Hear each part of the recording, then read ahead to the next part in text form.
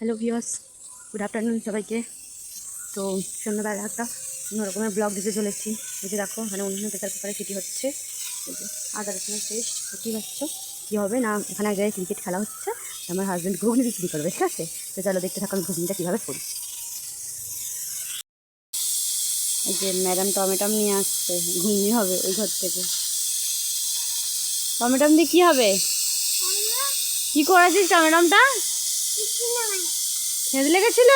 তুই পড়ে গেছিলিস টমেটমটা নিয়ে? তাহলে তাহলে টমেটমটার কী অবস্থা আগে বল, টমেটমটা কী করেছিস? পড়ে গেছিলাম? কোথায়? তোমার লেগেছে? রাখো, স্টিলের ওপরে রাখো। দেখো টমেটমটা কী হাল করেছে, দেখো খেঁদলে দিয়েছে। বন্ধুরা, কড়াই সিদ্ধ হয়ে গেছে, ঝুড়িতে ঢালাও হয়ে গেছে। এই যে 1 কেজি কড়াইয়ের ঘুগনি হবে। কড়াই গরম হয়ে গেছে, চলো এবার কড়াই মশলা দিয়ে মেডিসিনটা রেডি করে নিই। ছেড়ে দিলাম।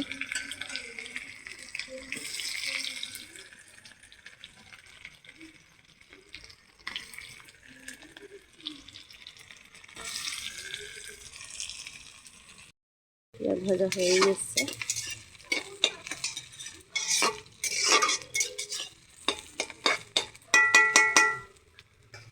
আমার রান্নাঘরটা দেখে কেউ কিছু মনে করো না, রান্নাঘরের অবস্থা খুব খারাপ।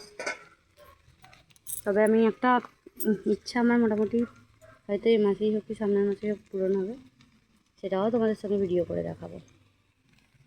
এই যে এবার আদা রসুন দেবো, মশলা কষা হয়ে গেছে, হলুদ চলে গেল।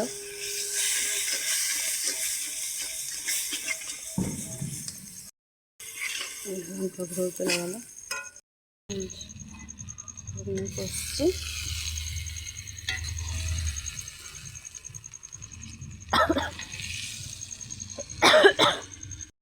না পিছনে এই যে ঘুগনি কষা হয়ে গেছে, হাঁড়িতে করে ফোটাচ্ছে। অনেক বড় জায়গা নিয়ে জন্য হাঁড়িতে করে ফোটাবো। পরে রিভিউটা দেখতে থাকো।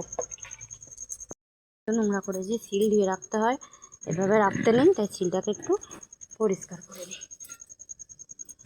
আর ওখানে ঘুগনি আমার ফুটছে, জল ফুটছে, ঘুগনি হয়ে গেছে। চা খাওয়ার লোক দেখো, এখানে একটা বসে আছে, এখানে একটা বসে আছে, এগুলো চা খাওয়ার লোক, ঠিক আছে?